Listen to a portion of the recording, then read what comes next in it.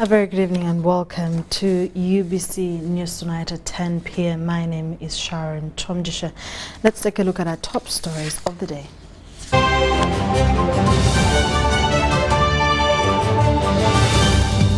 UBC News Tonight. President Yoweri Museveni has condoled with families who lost their children in the Kasese attack. 20 bodies of the massacred Kasese students so far claimed by relatives. UPDF and FADA combing DR Congo jungles for ADF remnants. Dr. Rakana Rugunda and other African leaders met President Putin.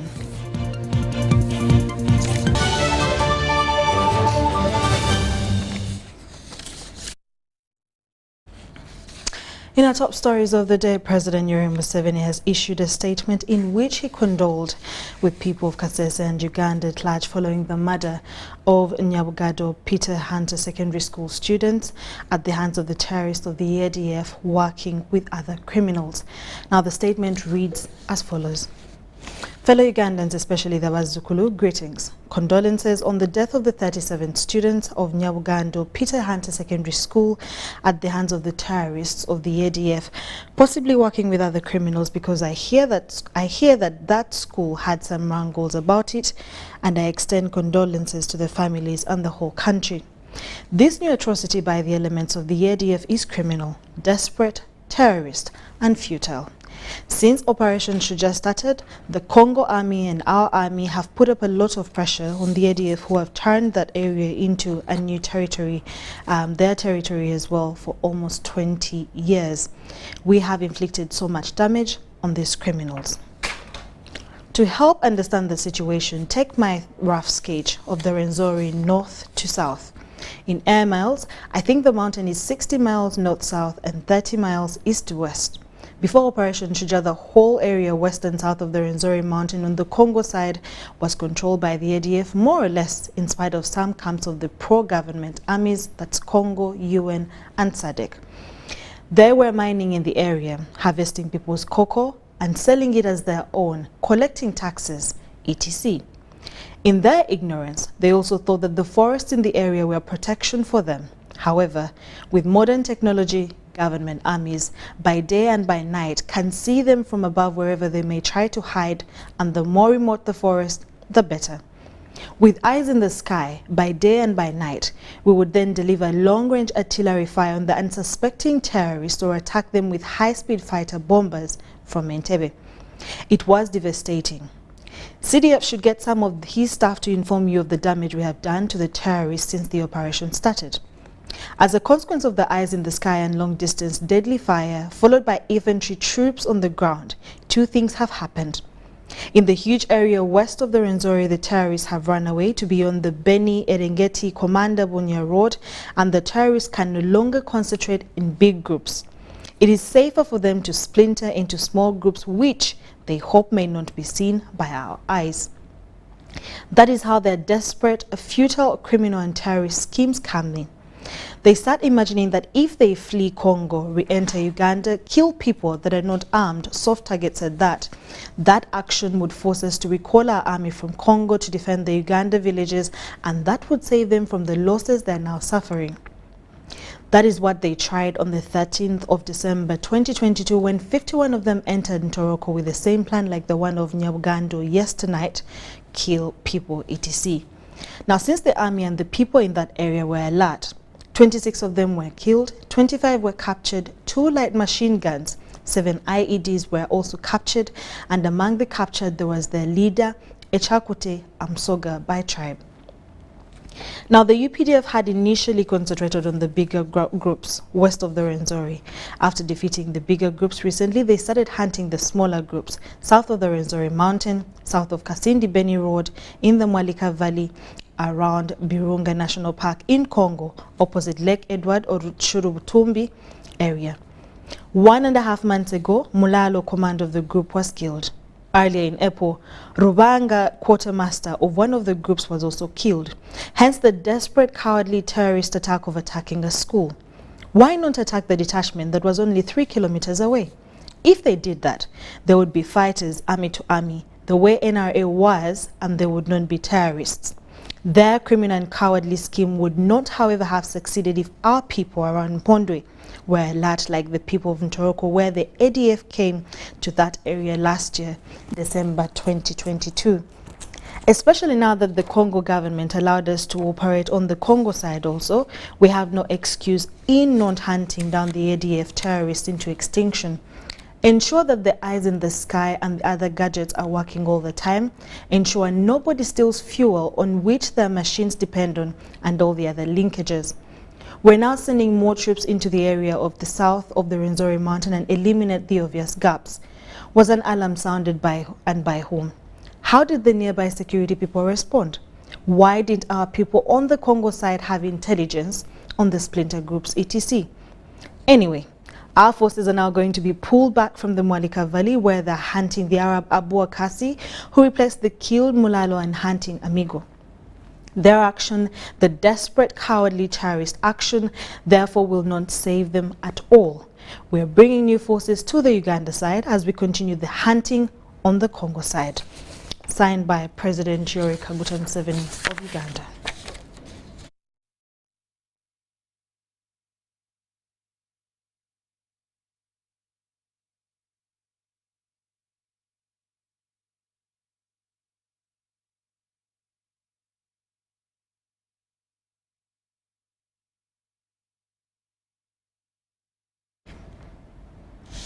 That was the president of Uganda who released a statement about the attack in Kasese. Now, grieving parents and relatives converged at Bwera General Hospital in Kasese to collect the bodies of their children, the victims of a merciless ADF raid Friday night. As the community grapples with profound grief, questions linger about the motive behind the senseless act of violence. Kahwa reports. Bwera General Hospital was filled with sorrow as grieving relatives gathered to collect the bodies of their children who tragically lost their lives in the raid at Mpondwe Rubiriha Secondary School.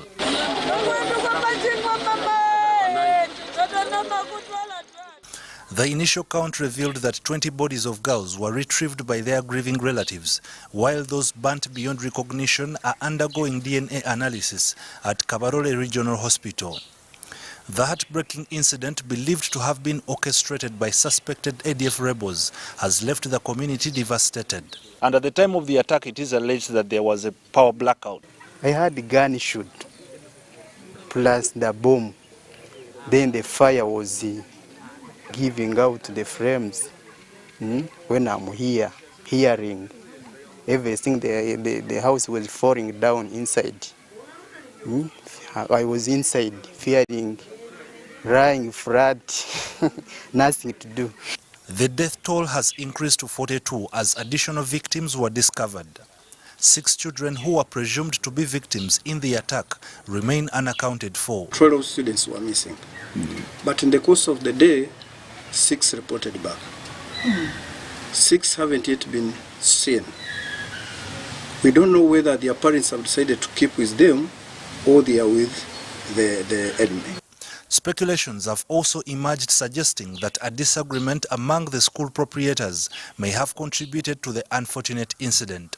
Seeing these private enterprises in partnership, there becomes problems. Because in my office, there's no record about those disagreements. But if they are coming up, then I think that is new information that we cannot disregard, but pick interest in it and continue finding out exactly what it is. So in disagreement with who, you can't tell. Over what, you can't tell. So those are accountability issues. It's true, he has been having them for quite a long time.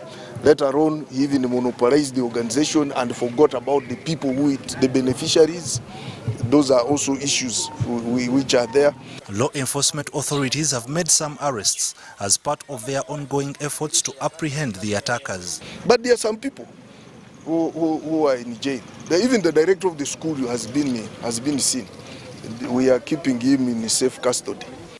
Government remains resolute in its commitment to protect the people and their property in Kasese. Security measures are being reinforced to prevent further attacks and ensure the safety of the residents. People from this border point, they always they always witness those points of attacking. We have put ADF on pressure in DRC. I hope you're all aware of the achievements of UPDF in Eastern DRC. They are now trying to divert our forces by pushing them backwards such that we leave the main enemy group and now concentrate back home. But nevertheless, we are confident that we'll secure the border and still continue pursuing our mission in DRC. And we shall never allow ADF to destroy our property again, to destroy our businesses again. If the worst comes to the worst, I appeal to government that they give us guns. We go again and chase those people. We can even provide security for our homes. Yeah. We can boost UPDF to patrol the area. In this time of immense grief, the community stands united in their shared sorrow, and efforts are being made by government to provide support and solace to the affected families. Ivan Kahwa, UBC News in Kasese District. Burial of the bodies of students who were hacked to death by suspected ADF militants has begun, with 20 girls laid to rest. Now, the other bodies who could not be identified have been taken to Kabarore Hospital for DNA management. ICT Minister Kabyanga Godfrey represented government, advised communities not to panic as security is in control. And the minister also says investigations are not only focusing on the ADF militants, but also on wrangles between the directors of the schools that was attacked.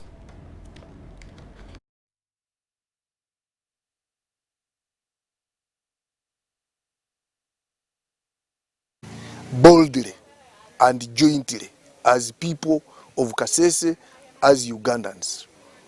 Because what we are seeing, there are so many dimensions in the investigations.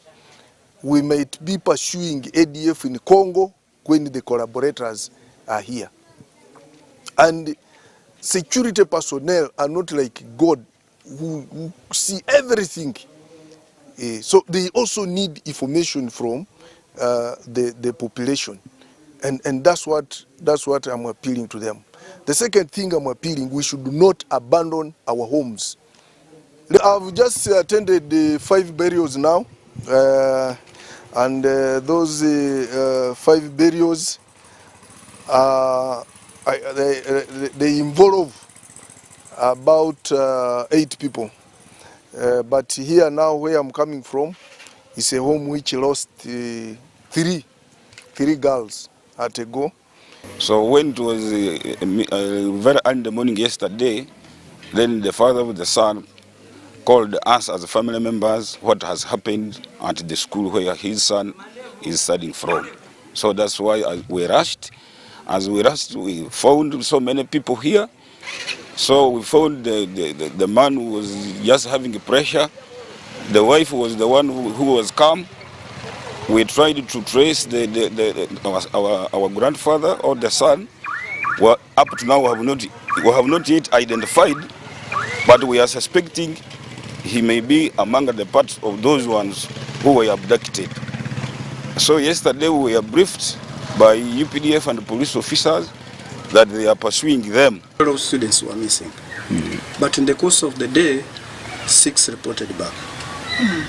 6 haven't yet been seen. We don't know whether their parents have decided to keep with them or they are with the enemy.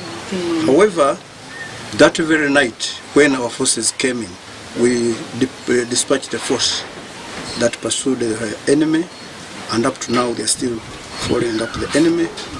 My forces crossed from here now to DRC to join with the other counterparts who are already deploying in DRC. We are confident that if they have them, we will get them. In more stories, the First Lady and Minister of Education and Sports, Mrs. Janet Museveni, has condemned the Friday attack on Lubiriha Secondary School in Kasese District, which claimed the lives of 37 students. Mrs. Museveni addressed the media from State House, Nakasero, where she is currently under quarantine. She expressed sincere condolences and deepest sympathies on behalf of government and also appealed to all people to pray for the bereaved families and the greater community. Fellow Ugandans, media fraternity, good afternoon to you all. Today, I'm compelled to communicate to you a message that is very sad for our country, because this morning we were informed that a terrorist group attacked a school, a secondary school in Mpondwe, near the border with DRC. They attacked, this school is a boarding school. It is called Rubiriha Secondary School. It is in a parish called Nyabugando, and sometimes they call this Nyabugando Secondary School, in Karambi Sub-County, in Kasese District. This terrorist group killed 37 children altogether, now we are told. The information is still coming in, and it is still scanty, but that's the number we have. And apparently, they did not use guns to kill these children. There are two dormitories, the boys' dormitory and the girls' dormitory. The boys' dormitory had been locked. The boys locked the dormitory, their dormitory, and they were in the dormitory. So this terrorist group couldn't enter. So they threw in a bomb. They threw in a petrol bomb. So these children were burnt completely. Now, the girls, on the other hand, opened the door and tried to run out. And this evil group got them and killed them with pangas. They didn't shoot, they didn't... with the girls, they killed them with pangas. So, the 17 children who were burnt in the dormitory are not easily recognized. So, however,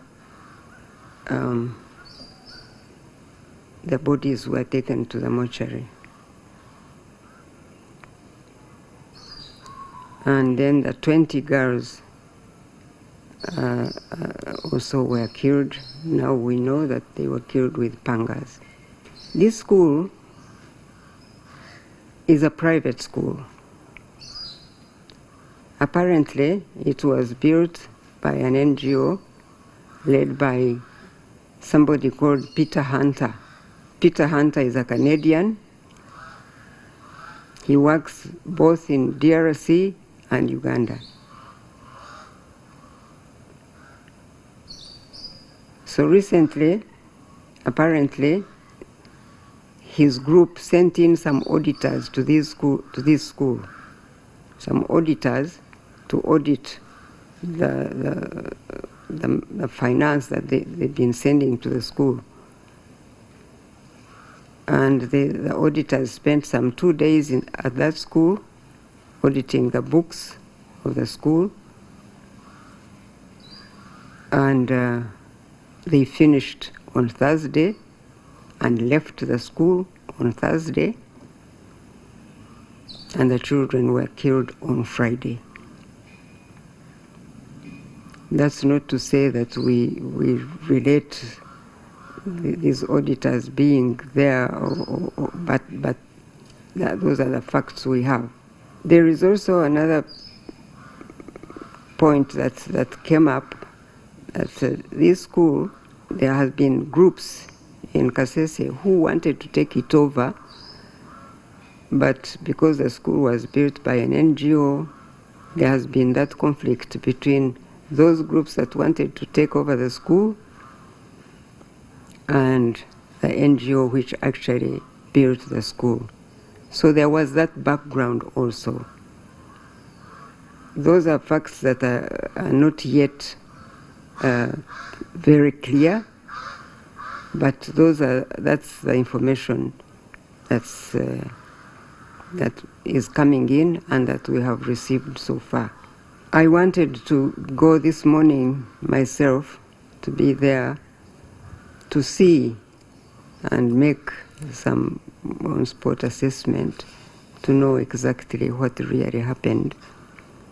But I was reminded that we are still in quarantine here, so I can't go. Therefore, I asked my colleague, Honorable Muyingo, who quickly flew to that area, to the school, with the permanent secretary for the Ministry of Education and the commissioner in charge of private schools, to get to the grassroots and really find out more information so that we can know exactly what happened. The president also helped us with some support for the affected families to help to arrange the funerals and help them to manage in this very difficult time. When Honorable Muyingo comes back, we will get more information, obviously, and we'll pass it on to the public. For now, however, the government, through the security agencies, is trying to follow up what actually happened, and it is on the top of the situation. We believe that justice will prevail. So on behalf of the government of Uganda and the Ministry of Education and Sports, and my own behalf, I express our sincere condolences and deepest sympathies to the bereaved families, the students, the staff of this school on this terrible tragedy. And apparently, there is another school in the area, Nyabugando Baptist Secondary School in the area. It is a larger school,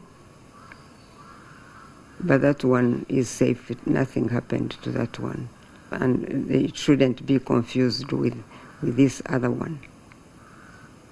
In this school, which the one we are talking about had 63 students only in the school. And now 37 have been killed. This other school, Nyabugando Baptist Secondary School, was a larger school, and by God's grace it is safe. It had some 700 students, but it's safe. Nothing happened, so it shouldn't be mixed up with this other school that had the problem, the Riha Secondary School. So there is an impression that perhaps the terrorist group may have been used by the people who were fighting to take over the school to do what they have done. But that information will come out at a later stage, because government is going to have to find out and get the actual information. For now, the government is in charge. The security agencies are trying to follow up and will get all the information. So really, I want to appeal to all people of goodwill in the country to pray for those families and the community in the area. Parents across the country, please do not panic. Our children are safe, and they will remain safe. They are evil people, and they are trying to harm our children, but they will not manage always. I am confident that the God we serve, who sees all things, will lead the UPDF force to track down these evil people, and they will pay for what they have done. I have no doubt in my mind that they will be found and they will pay for what they have done. But for now, I appeal to all of us to stay calm and to hold our hands together, and pray for this community in Kasese district so that God can empower them to go through this very difficult time. And it is a difficult time for all of us as Ugandans. So I thought that this was urgent to inform the country so that they don't get confused with the messages that may not be similar, that may come through different media houses. I want to thank you, and God bless Uganda. That was the First Lady condoling with the families that lost their loved ones and all their daughters that were involved in the massacre that happened in Kasese. Now, following the Friday night ADF rebel attack on a secondary school at Mpondo, Lubirira Town Council in Kasese district, in which 46 students were locked in a room and smoked to death by the rebels and others abducted, save for few who escaped amid sustained injuries, UBC, investigative desk dig deep into the ADF command structure, revealing top ADF commanders and their roles in the Congo. The ADF has a top organ code named Kanana, a local Uganda word referring to 8,000, and was headed by Mukulu before he was last seen in April 2014 and subsequently arrested in Tanzania. He left most of the commanders under the leadership of his deputy, Sheikh Musa Baluku. In the wake of these UPDF airstrikes and artillery bombings of the ADF 4 major camps of Medina, initially Jamil Mukulu's main base, Kamango, among others, were infiltrated to break down the ADF command structure, detailing who is who and their roles. Sheikh Musa Baluku is the current Amir, the supreme leader of the ADF. He assumed overall command of the ADF group operating in northeast of Beni town in mid-May 2015. He is considered by most to be the final decision maker within the ADF in the Congo. He is a historical member, part of the first generation of the ADF. He has occupied various roles, one of the most important being the ADF's chief Islamic judge, who is responsible for deciding punishments according to Sharia law. For ADF members who break the group's rules, he is notoriously violent, presiding over beheadings, crucifixion, and death by firing squad. He is married to Jamel Mukulu's stepdaughter, only identified as Stella. Musa Baluku is a Mkonzo Bay tribe from Chambo 1 village, Karambi sub-county in Kasese district. Rashid Hood Lukwago Swaibo is the ADF overall commander. Is considered to be the second most senior ADF member behind Baluku.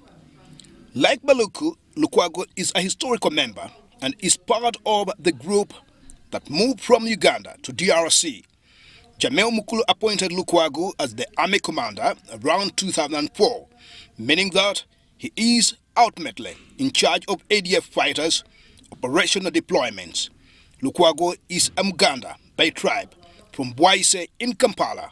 Elias Seguja, alias Feza Mulalo, is a senior ADF military commander, notoriously known in Beni and Butembo territories as Feza. He is a field commander who often takes multiple deadly attacks against the civilian populations. He currently heads a mobile camp in the Mayangosi forest along the Kasindi-Beni highway, where he's charged with creating insecurity along the highway to drive away civilians and FADAC when the ADF needs to transit between the southern camps and those in Eringeti. Elias also serves as Chief of Combat and Operations. He worked with the ADF artillery before becoming a commander. Seguja has at least 2 wives in the bush. The first wife has twins. He is a Ugandan and a historical member of the group. Nasser Abdu Hamid Diru Elias Chikute. He took over the role of Chief of Combat Operations in early 2014 after the death of Filippo. Currently is second in command at Camp Mwalika. Before being transferred to Mwalika, he was briefly stationed at Camp Brida. Named for the ADF logisticians, Hamid is a historical member of the group and served previously in the armory before being a battalion commander at Mwalika from 2004 to 2005. Hamid is a Mganda from central region of Buganda in Uganda. Musa Kibuye Bararu Elias, Canada, is a field commander in charge of Canada Camp. The ADF uses Canada Camp as a transit point for recruits who are being trafficked from the group's southern base, Mwalika, to the northern bases around Eringeti. He is responsible for training Congolese civilians, among others, who have been forcibly conscripted into the ADF, and ensures abductees do not escape. He is a historical member of the ADF.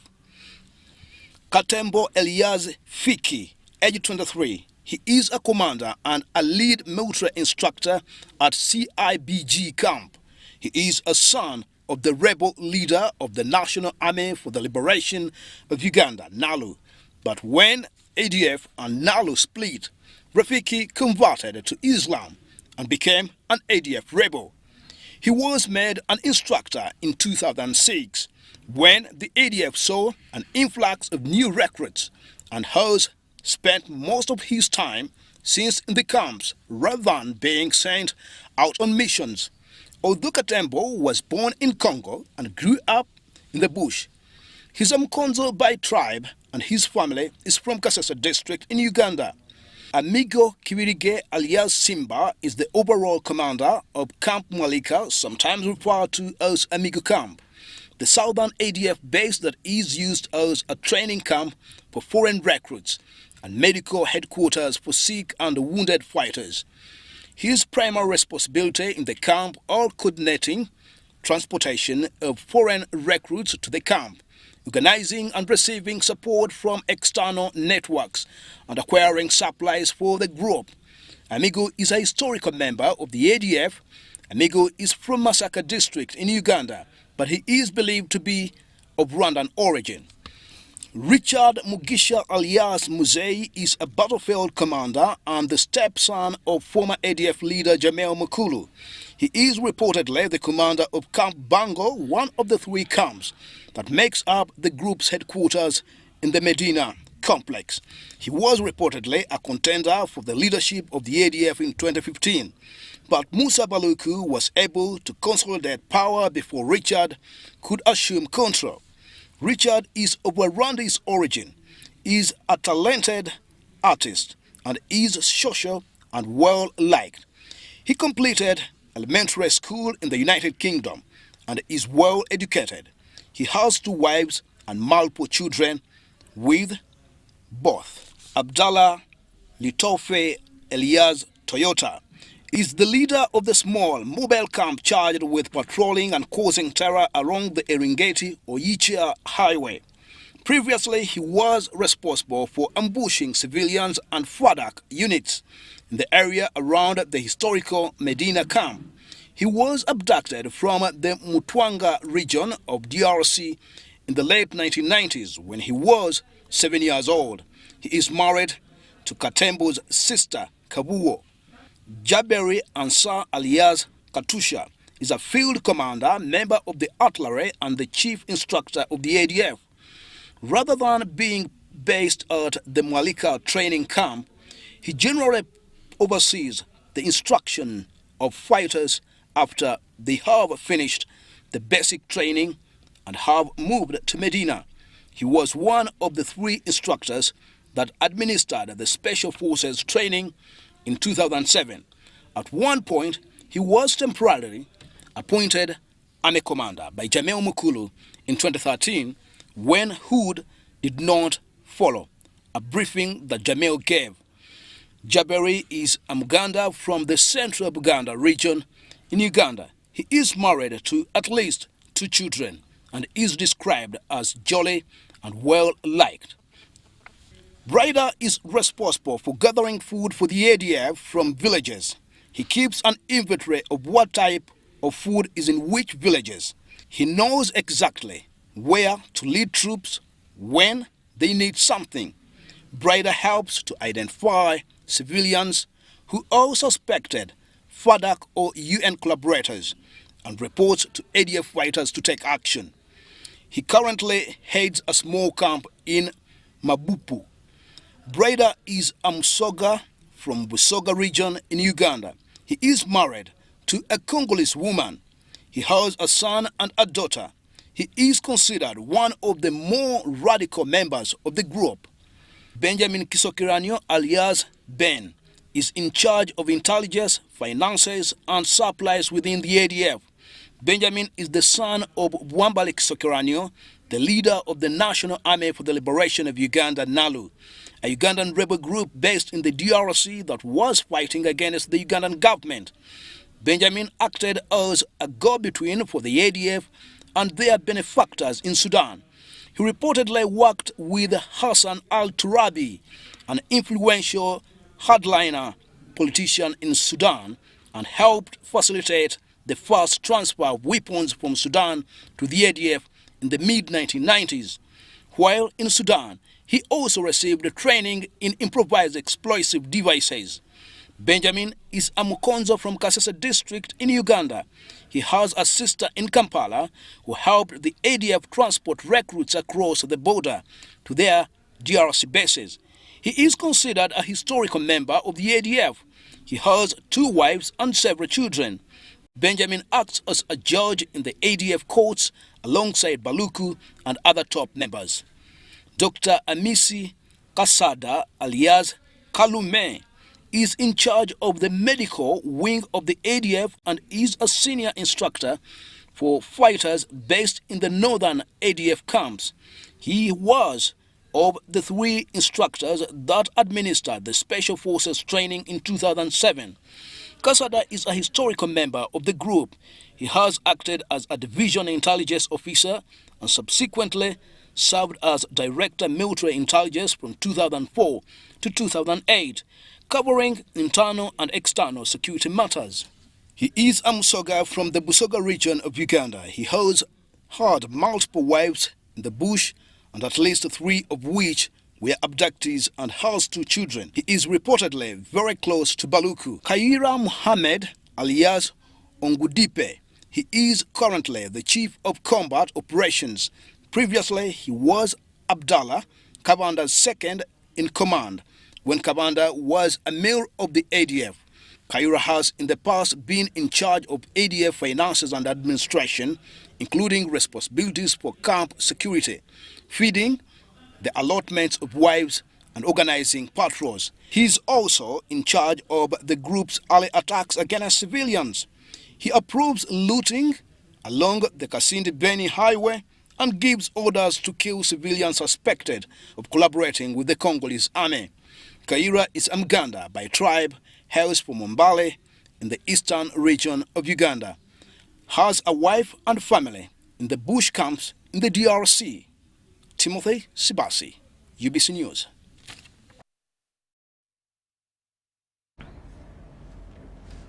Thank you so much for that report that outlines and tells us what the structure of the ADF looks like.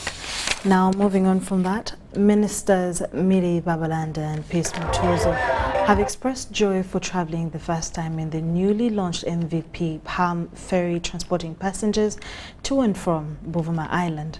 The ministers made the visit to launch a speedboat to the office of the RDC Buvuma and also celebrate Women's Day. Babalanda asked Buvuma Islanders to embrace the parish development model for the total transformation of the island into a money economy.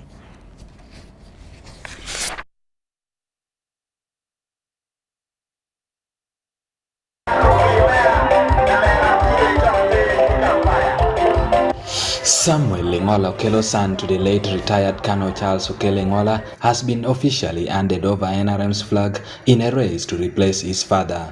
Samuel Lengola will carry our flag for the by-election. We have been looking forward to it in very many ways. We have mobilized enough. We have done enough. NRM Secretary General Richard Odwong handed the flag to Ingola after polling the highest number of votes. Voting was done late in the evening after Queen Dorothy Amolo declined to join her colleagues who had accepted to step down in favor of the preferred minister's son. Earlier in the day, NRM leaders including Chairperson Electoral Commission Dr. Tanga Odoi, Secretary General Richard Odwong and Rosemary Seninde, the Director for Mobilization, engaged all candidates in a lengthy closed-door meeting, after which 5 out of the 7 who participated in the meeting stepped down.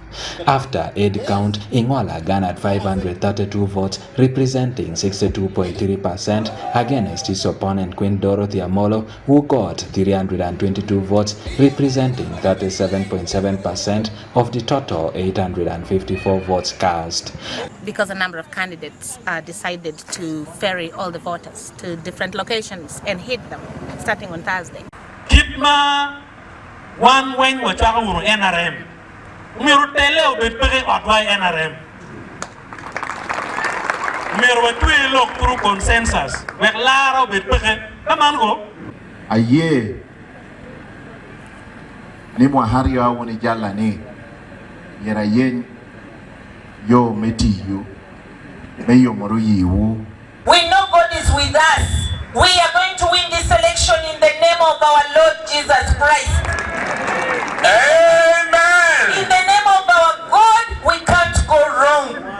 According to the roadmap released by the Independent Electoral Commission, nominations for the Yam North by-election will run from Monday 19th to Tuesday 20th at the district headquarters.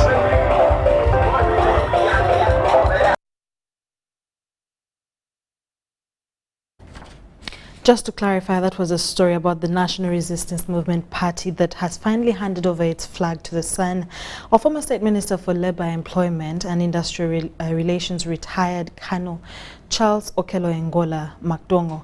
Samuel Jr. Engola now was handed over the NRM flag after a hotly contested primary election in which he emerged victorious with 532 votes. Congratulations, Samuel Jr. Engola. We'll take a short commercial break and we'll be back with more news.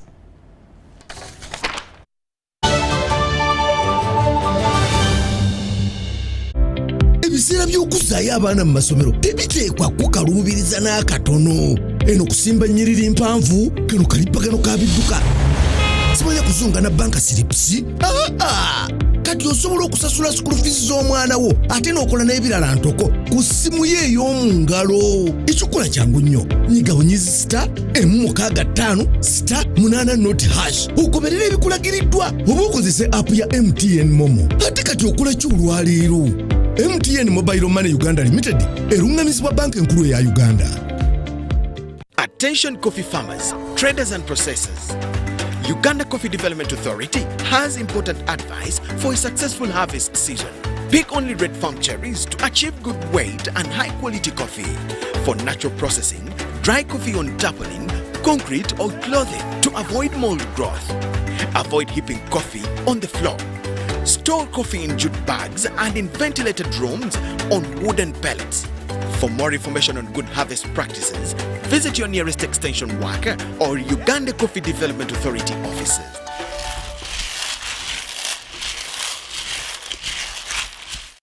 Iwakato, This is a quick call. I'm almost out of minutes. Now, the center. Why rush through such important conversations? Airtel Uganda has made it possible for you to call across all networks in Uganda at the best rates with the new Bona voice bundles. Stay connected anytime, anywhere, with minutes valid for calls on all networks. Dial *100*1#. Select voice bundles and select Bona voice bundles today. Airtel, a reason to imagine.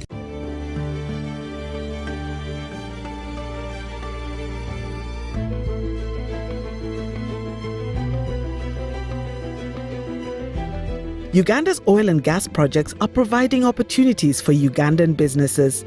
Between 2017 and 2022, 40% of the 3,800 procurements worth $4.4 billion were awarded to 460 Ugandan companies. This includes 41 community-based companies that have been awarded contracts worth $2.3 million. In order to be contracted to supply goods and services for oil activities in Uganda, entities must register on the National Suppliers Database. Over 2,300 entities are registered on the National Suppliers Database. Registration is free. The Petroleum Authority of Uganda, creating lasting value in Uganda's oil journey.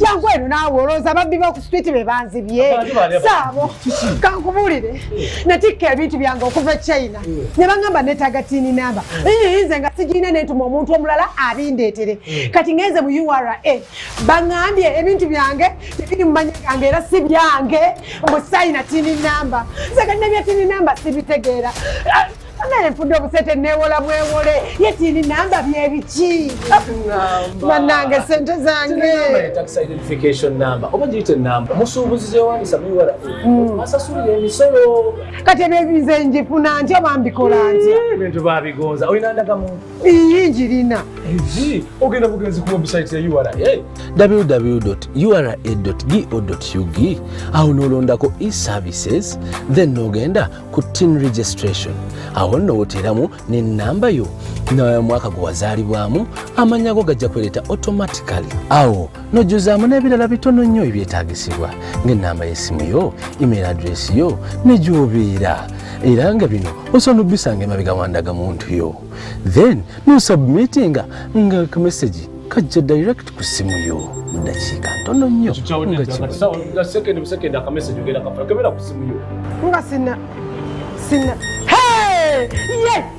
bannange bintu bikolera ddala bannange obugayaavu kibi omanyiti obugayaavu bukuza muki bannange weebale Dangote bannange omponyeza omanye ebintu byange bingi byowonyeza okubbibwa nzizeyo mu URA mbalage nti njirina okubeera ne tini namba kikuyamba mu bintu bingi nnyo okugeza mu kusuubula n'okusuubuza eby'ebyamaguzi mu Uganda ne wabweru wa Uganda okuddizibwa ensimbi okuva ku misolo gy'ozosasula okufuna looni mu banka ez'enjawulo okufuna layisinsi okuva mu government agencies zonna okuwandiisa emmotoka yo n'okugula oba okutunda ettaka.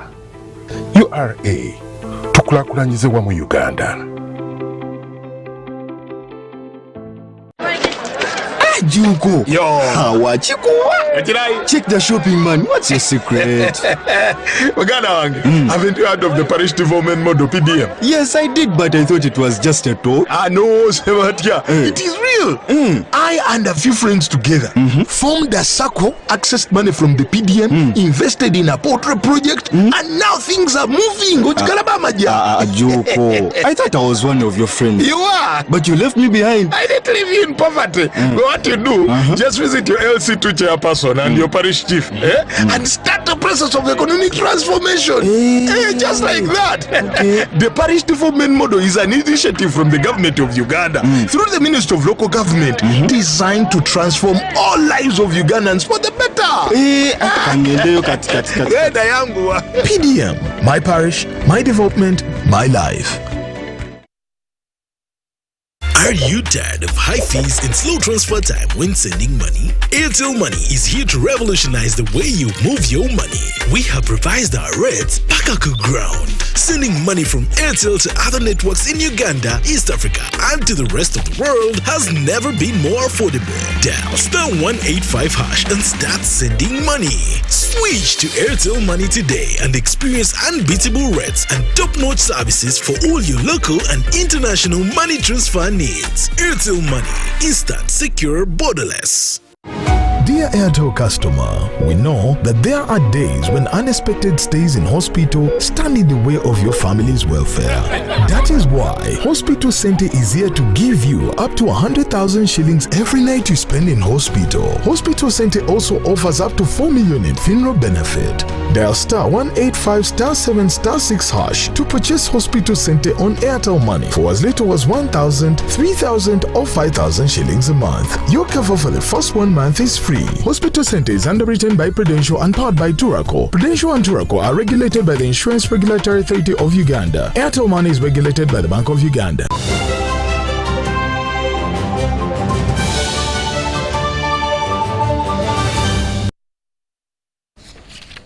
Welcome back from that short commercial break. In our business stories, government has been asked to give quality services to investors because they play an important role in the transformation of the country. This has been disclosed by Dr. Ruth B. Nzika-Kasolo while representing the chairperson with members of the Presidential CEO Forum during a stakeholders engagement field visit on value addition at Tembo Steel's plant Lugazi. Being a prominent steel manufacturing and distribution company with a strong foothold in the industry, this has prompted members from the Presidential CEO Forum to visit the plant. They, however, emphasized the need of a minimum wage for employees. The Chief Executive Officer, Presidential CEO Forum, Irene Bironji Mugisha, said PCF is a platform initiated by the President focusing on value addition and on how best they can learn from each other. This is the way to go. For you to have a product that gets the raw material from 0 to 100% Ugandan product, that is something that we need to be proud of. So we really appreciate Tembo Steel for what you're doing, an amazing plant, employing close to 2,500 plus indirect of 4,000. You know, that is something that we can't take for granted. We thank you so much because the idle minds are also getting to be a problem. So we need more of these employments. The chairman, Uganda Manufacturers Association, Deo Kayemba, urged stakeholders to embrace products made in Uganda. Fortunately, there has not been much on the policy side and the tax procedure. And this is what we are calling for. I've been discussing with my colleagues from and we said, and I'm going to say it to Uganda, kati omusajja hatulazeeko, what are we going to do? We are discussing among us as policy makers. So it is good that we are here and we have seen. If it is not 100% what we want, I give my commitment as the chairman of manufacturers that we shall work with these people to make it 100%. He committed to work with local manufacturers and substitute imports with exports with better policies. It was disclosed that Uganda spends over $1 billion on imports of steel. We need that money to do other things. We have the iron ore. You have seen when you went to Iganga, you have seen the iron ore, you have touched it, you have felt it, you have put it on the magnet and proved that actually it is iron ore. You have seen the sponge iron. So, it is our ore. Why should we continue sending money to China, to Brazil, to South Africa to import? Why should we send out the jobs you have seen, the various jobs you have seen, and many other companies, and send the money to pay for jobs elsewhere? The general manager, Tembo Steels, Manish Kala, said it is good to learn from each other and forge ways of enhancing quality. In the CEO's forum, it is good to visit each other and learn from each other, how we can learn from each other and grow, because the learning never stops.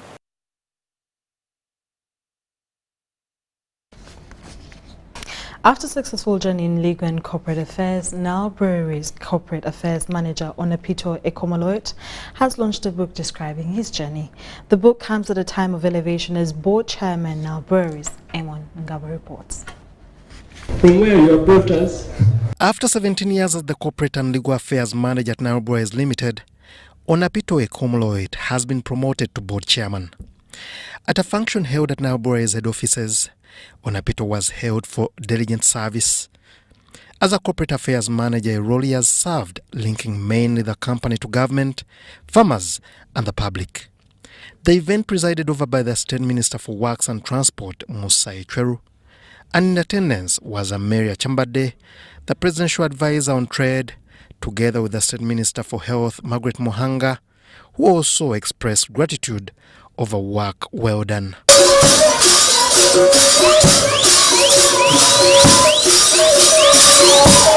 But honor is a person who is very hard working.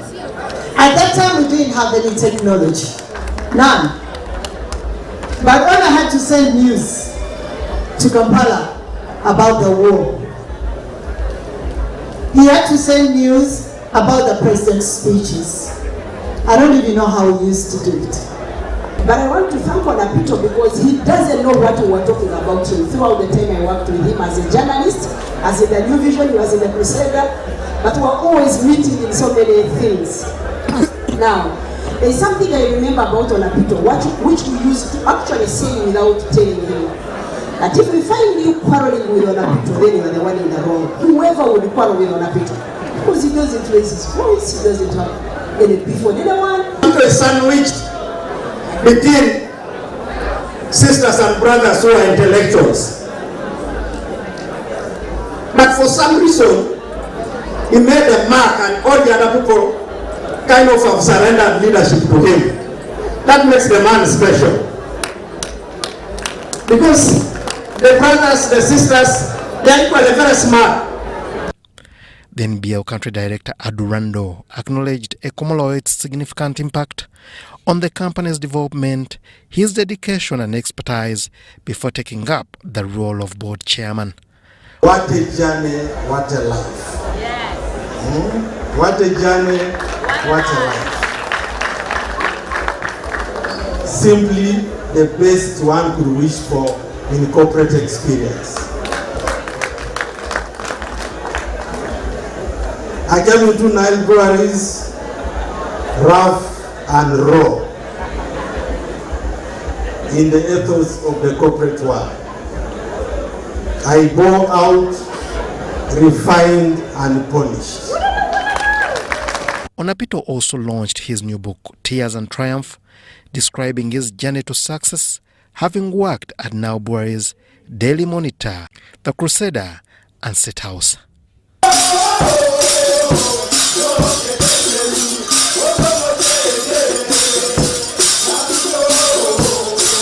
Ngabo Emon, reporting for UBS TV.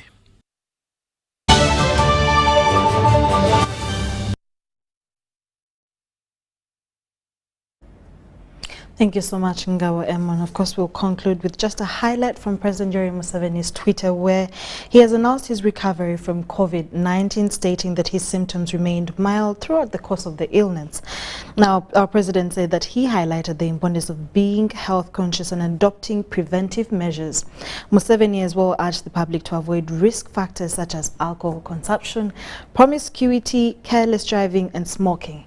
He also emphasized the significance of maintaining a healthy lifestyle, including regular exercise, consuming nutritious African food, and getting vaccinated against preventable diseases. The president also expressed concerns about disease prevention, calling for a shift towards promoting preventive measures rather than relying solely on curative management. He also questioned why the COVID-19 herbal remedy, Covidex, manufactured by Jenner Pharmaceuticals, has not yet been regularized yet, urging the Minister of Science and Technology to clarify its efficacy promptly. Museveni expressed gratitude to those who wished him well and those that have been praying for him to have a speedy recovery and have kept his family in prayers. Good news right there for the Fast family and for the country. Thank you so much for watching UBC News tonight. My name is Sharon Chomjisha. A blessed, beautiful new week. God bless. Bye-bye.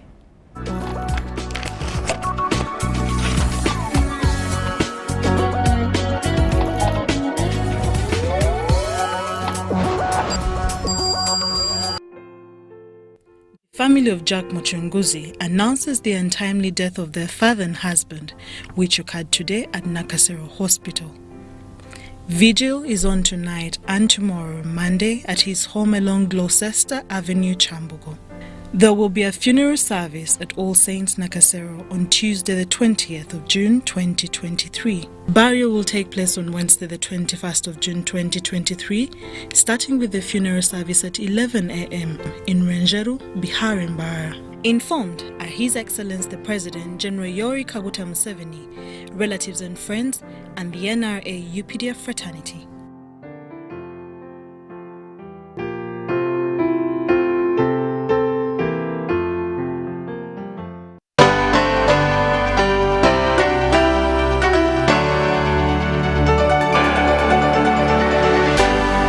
UBC, inspiring Uganda.